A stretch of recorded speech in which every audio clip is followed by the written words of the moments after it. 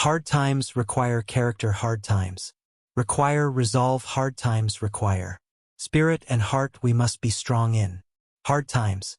The question isn't for hard times show up because hard times will show up. The real question is, will you show character?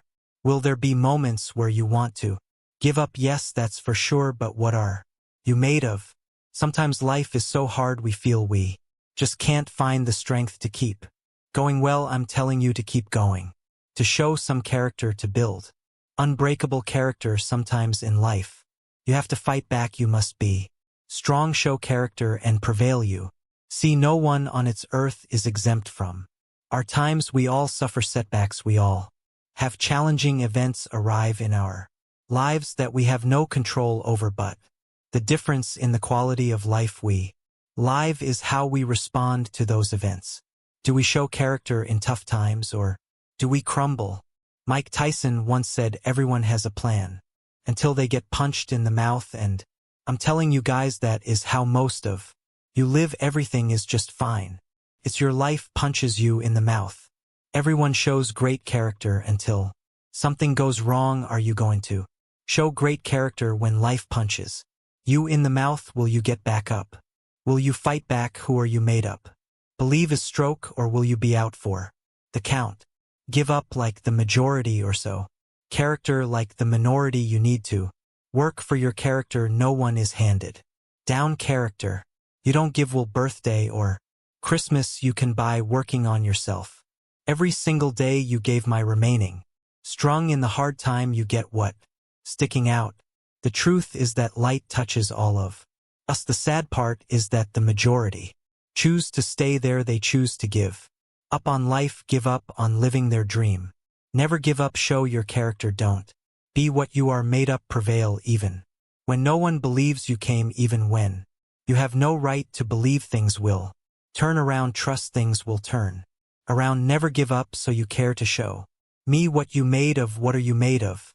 It is in our toughest of moments that our greatest character is formed. When you're going through a hard time, remind yourself, this will not break me. This will make me. Every day you have two choices. I will survive this day, or I will bribe this day. I choose to drive. I choose to show the character of a champion, the strength of a warrior, the heart of a lion. Find your why. Your I will pull you up when you feel like you don't have the strength to get up. In your why, I will give you fighting when everyone else thinks you are out for the count.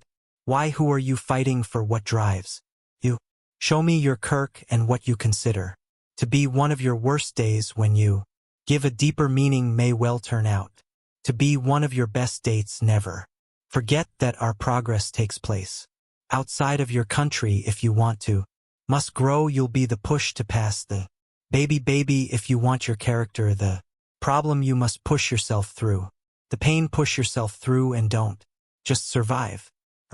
Life is a test. It is only a test. Show how strong you are in hard times, and you can thrive at any time. Find your vision and follow it. You see, I think it's the most important thing that we have a very clear vision of where we go, because you can have the best ship in the world, you can have the best cruise liner, but if the captain does not know where to go, that ship will drift around the world and out there that sea and will never end up anywhere. And this is exactly the way it is in real life. If you don't have a core, if you don't have a vision, you just drift around. This is why it is so important to have that vision. Now, I created a vision in Austria because I grew up after the Second World War. Austria, right along with Germany, lost the Second World War. The problem was that everyone was so depressed because they lost the war that there was alcoholism everywhere. There was, of course, depression. There was a terrible economic situation. There was famine. There was starvation and all these things. And also it was kind of a little place in narrow. I felt kind of I wanted to get out of there. I wanted to escape. One day I was fortunate enough to see a magazine, and it was a bodybuilding magazine, and on the cover was this very muscular guy. I read the article as fast as I could, learning about how he grew up in Leeds, an Indian's poor, and how he trained 5 hours a day every single day and trained and trained and lifted weights, and then he finally became Mr. Great Britain, and then he quit, became Mr. Universe, and anyone a second Mr. Universe title in the third Mr. Universe title, and then all of a sudden he landed in Rome in Canada doing Hercules movies. His name was Reg Park. In See Red, I became more and more certain about my own future as I read this story. I was so excited, so Pinterest, that I knew exactly that I wanted to become another rich. Part 1 had that vision very clearly laid out. I was so happy that they knew exactly where I was going. From that moment on, everything that I did, no matter how hard I had to work or how much I had to struggle, it didn't matter. It was a wonderful joyride because I knew what the purpose was. I found my passion. The simple truth is, if you don't have a vision, if you don't have a goal, if you don't see your future laid out in front of you, you're just floating around without the purpose. And I think that the numbers speak for themselves. This is why so many people around the world are unhappy with their jobs. I always smile the middle how hard I work. I remember in the pumping iron days, people asked me in the gym all the time, why are you smiling all the time? Why are you so happy? I'd tell them always. They say I smile because I know exactly that every rep that I do, that every set that I do, every way to they live, they get one step closer to turning that vision of mind into reality and becoming that history under growth. I could not wait to lift another 500 pounds in the squats. I couldn't wait to do another 1,000 sit-ups. I couldn't wait to the bench players, more bench persons, more girls, until I couldn't move my arms anymore, because I knew that every rep got me closer to standing on that stage as a champion. As a matter of fact, when I lifted weights, I didn't really feel like I was lifting weights. I felt like I was lifting a trophy over my head each time I lifted, and to have all those body for those around me and thousands of people screaming. Never ever think small. If you're going to accomplish anything, you have to think big. You have to go and shoot for the stars.